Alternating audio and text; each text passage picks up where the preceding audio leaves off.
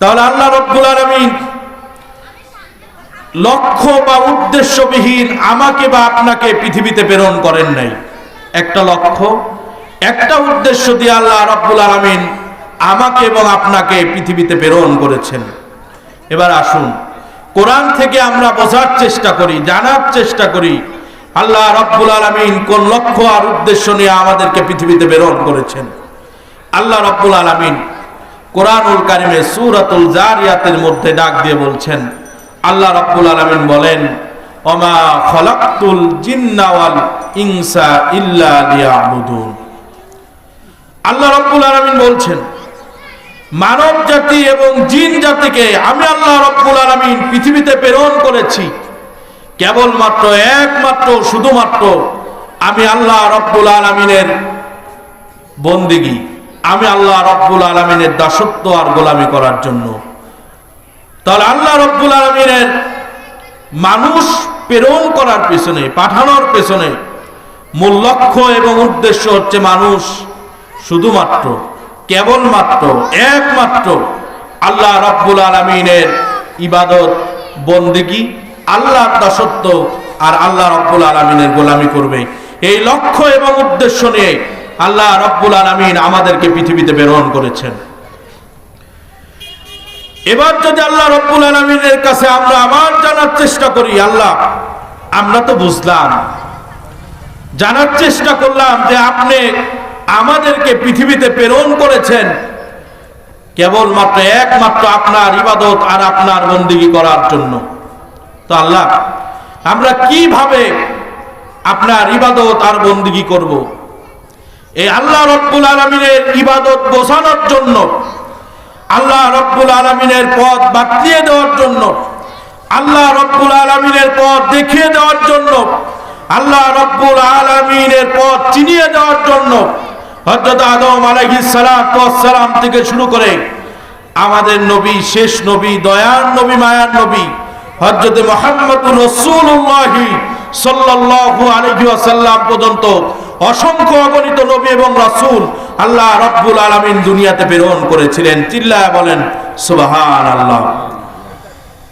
এবার যদি আমরা জানার চেষ্টা করি এই যে অসংখ্য আর অগণিত নবী এবং রাসূলকে আল্লাহ রাব্বুল আলামিন পৃথিবীতে প্রেরণ করলেন তার ইবাদত বোঝানোর জন্য, তার দাসত্ব বোঝানোর জন্য, তার গোলামি বোঝানোর জন্য, আর তার ইবাদত, তার বন্দেগী, গোলামি আর দাসত্ব আমরা কিভাবে করব এটা দেখিয়ে দেওয়ার জন্য, আমাদের হাতে ধরে শিক্ষা দেওয়ার জন্য আল্লাহ রাব্বুল আলামিন হযরত আদম আলাইহিস সালাতু ওয়াস সালাম থেকে শুরু করে আমাদের নবী, শেষ নবী জনাবে মুহাম্মদুর রাসূলুল্লাহ সাল্লাল্লাহু আলাইহি ওয়াসাল্লাম পর্যন্ত অসংখ্য অগণিত নবী এবং রাসূল আল্লাহ রাব্বুল আলামিন পৃথিবীতে প্রেরণ করেছিলেন। এবং কি আল্লাহ রাব্বুল আলামিন তাদের যে রিসালাতের দায়িত্ব দিয়ে পৃথিবীতে প্রেরণ করলেন, ইনারা পৃথিবীতে আসার পরে তাদের প্রত্যেকটা কওমকে ডাক দিয়ে আল্লাহ রাব্বুল আলামিনের ইবাদত আর বন্দেগীর দিকে দাওয়াত দিয়েছেন। আল্লাহ রাব্বুল আলামিন সেই কথা কুরআনুল কারীমের ভিতর কোট করে দিয়েছেন। রব্বে কারীম বলেন, কুল ইয়া কওমি ইউবুদুল্লাহা মা লাকুম মিন ইলাহিন গায়রু। চিল্লায়া বলেন সুবহানাল্লাহ। আল্লাহ রাব্বুল আলামিন বলছেন প্রত্যেকটা নবী আর রাসূলের দাওয়াত ছিল এক এবং অভিন্ন। তারা প্রত্যেকেই তাদের কওমের ভিতর যে স্ব জাতির ভিতরে গিয়ে তারা তাদের আহাল পরিবার সব তাদের আশেপাশের মানুষদেরকে ডাক দিয়ে বলেছেন, হে আমার কওমবাসী ভালো করে খেয়াল করো, হে আমাদের কওমবাসী তোমাদেরকে আল্লাহ রাব্বুল আলামিন পৃথিবীতে প্রেরণ করেছেন একমাত্র কেবলমাত্র লক্ষ্য এবং উদ্দেশ্য হচ্ছে তোমরা শুধুমাত্র একমাত্র কেবলমাত্র আল্লাহ রাব্বুল আলামিনের ইবাদত করবে, আল্লাহর বন্দেগী করবে, আল্লাহর দাসত্ব করবে, আল্লাহর গোলামির ভেতর দিয়েই তোমাদেরকে আল্লাহ রাব্বুল আলামিন আখিরাতে মুক্তি দান করে দেবেন। চিল্লায়া বলেন সুবহানাল্লাহ।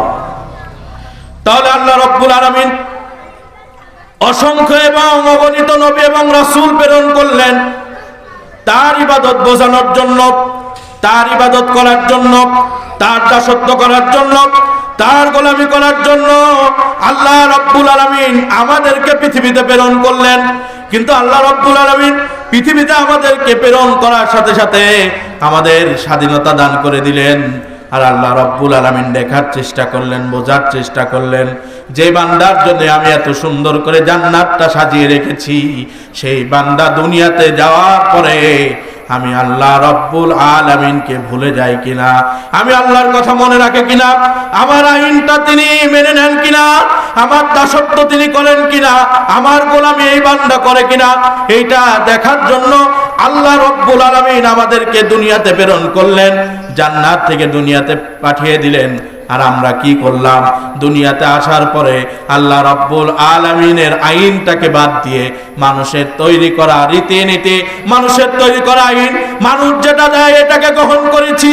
আর আল্লাহ রাব্বুল আলামিন যে আইন আর বিধান দিয়েছেন, আমরা একের পর এক সেই আইন, সেই বিধান, আল্লাহ দেখানো পথ, আল্লাহ রাব্বুল আলামিন যেই পথে গেলে রাজি আর খুশি হয় সেই পথটাকে বাদ দিয়ে সেই মতটাকে বাদ দিয়ে মানুষের তৈরি করা আইন নিয়ে আমরা বেশি মাতামাতি করে ফেলেছি, ঠিক কি না? কিন্তু আল্লাহ রাব্বুল আলামিন কি বললেন? প্রত্যেকটা নবী আর রাসূল তাদের কওমকে ডাক দিয়েছেন একমাত্র কেবলমাত্র আল্লাহ রাব্বুল আলামিনের ইবাদত করার জন্য, আল্লাহর দাসত্ব করার জন্য, আল্লাহর গোলামি করার জন্য। প্রত্যেকটা নবী আর রাসূল তাদের উম্মতদেরকে ডাক দিয়েছেন। আমাদের নবী, শেষ নবী জনাবে মুহাম্মদুর রাসূলুল্লাহ সাল্লাল্লাহু আলাইহি ওয়াসাল্লাম ওই একই দাওয়াত দিয়েছেন। সম্মানিত হাজির, এই মুহূর্তে এসে যদি আল্লাহ রাব্বুল আলামিনকে আবার প্রশ্ন করা যায়, আল্লাহ, এক নম্বরে আমরা বুঝতে পারলাম আমাদেরকে আপনি পৃথিবীতে প্রেরণ করেছেন আপনার ইবাদত করার জন্য, আপনার দাসত্ব করার জন্য, আপনার গোলামি করার জন্য আমাদেরকে আপনি পৃথিবীতে প্রেরণ করেছেন, বুঝলাম। দ্বিতীয় নম্বরে এটাও বুঝলাম আমাদেরকে ইবাদত বোঝানোর জন্য, কোন পন্থা ইবাদত করলে আপনি রাজি আর খুশি হবেন, এটা বোঝার জন্য অসংখ্য অগণিত নবী এবং রাসূল পৃথিবীতে প্রেরণ করলেন।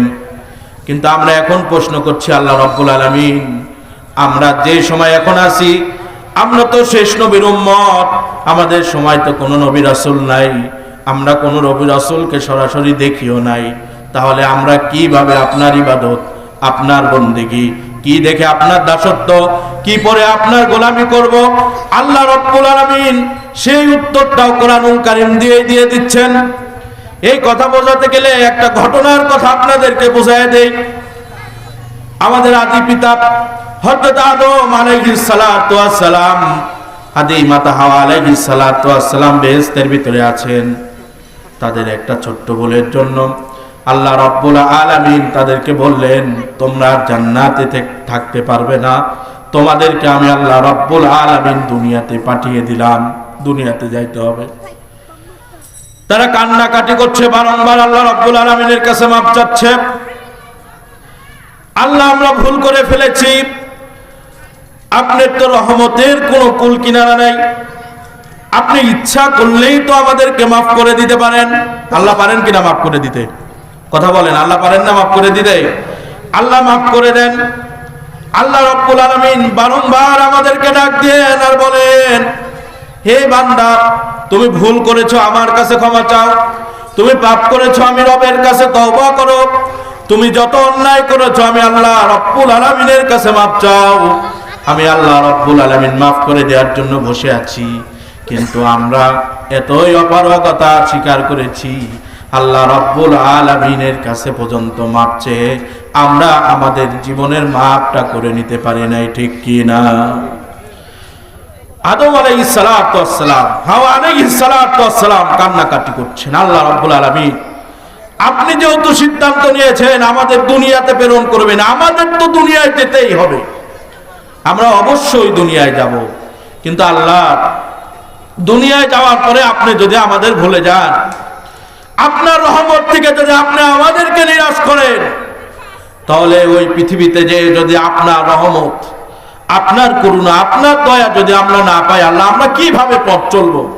আপনি একটু এইটুকু বলে দিন যে জান্নাত থেকে আপনি আমাদেরকে দুনিয়াতে প্রেরণ করে দিলেন, ঠিক আছে, কিন্তু আপনি আমাদেরকে এমন একটা পথ দেখায় দিবেন, সেই পথ দিয়ে যেন আমরা আবার আপনার কাছ থেকে এই যে হারানো সম্পত্তি জান্নাত হারিয়ে ফেললাম, আল্লাহ আপনি আবার আমাদেরকে এই জান্নাতে দেবেন, অন্তত এই পথটা আপনি আমাদেরকে বলে দিন।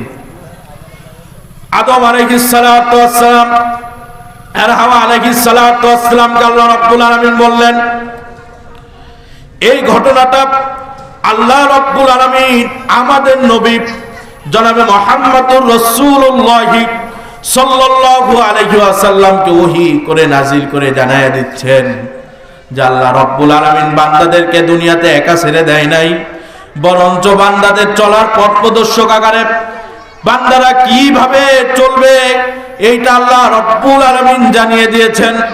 মহান রাব্বুল আলামিন বললেন, ফামান তাবিয়া হুদায়া ফালা খাউফুন আলাইহিম ওয়ালা হুম ইয়াহজানুন। চিল্লায়া বলেন আল্লাহু আকবার। রাব্বুল আলামিন বললেন, ফামান তাবিয়া হুদায়া ফালা খাউফুন আলাইহিম ওয়ালা হুম ইয়াহজানুন।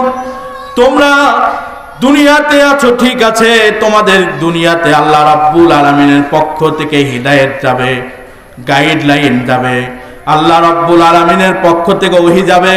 আল্লাহ রাব্বুল আলামিন তিলে তিলে তোমাদের উপর ওহী নাজিল করবে, সহিফা নাজিল হবে, কিতাব নাজিল হবে।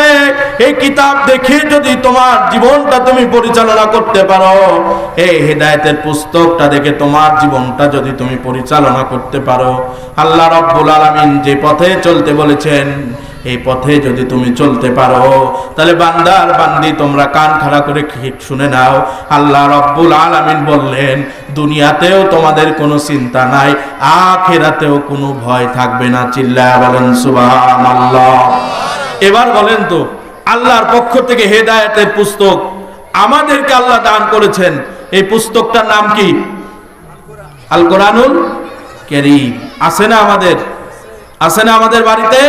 কোরআন আছে, কিন্তু কোরআন পড়ার মানুষের বড্ড অভাব। তাহলে আমি তিনটা বিষয় এই পর্যন্ত কথা বললাম, ভালো করে খেয়াল করেন। আল্লাহ রাব্বুল আলামিন তার ইবাদত আর বন্দেগী, তার দাসত্ব করার জন্য আমাদেরকে পৃথিবীতে প্রেরণ করলেন। 2 নাম্বার, তার ইবাদত বোঝানোর জন্য, তার দাসত্ব আর গোলামি বোঝানোর জন্য বিশ্ব নবীর থেকে শুরু করে হযরত আদম আলাইহিস সালাতু ওয়াস সালাম থেকে বিশ্ব নবী জনাবে মুহাম্মদুর রাসূলুল্লাহ সাল্লাল্লাহু আলাইহি ওয়াসাল্লাম পর্যন্ত অসংখ্য এবং অগণিত নবী এবং রাসূল আল্লাহ রাব্বুল আলামিন পৃথিবীতে প্রেরণ করলেন।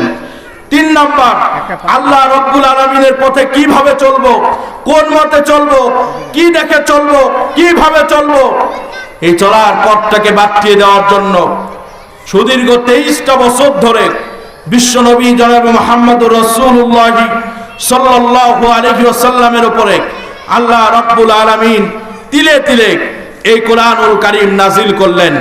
এখন আসুন, তাহলে আমরা লক্ষ্য বুঝলাম, উদ্দেশ্য বুঝলাম।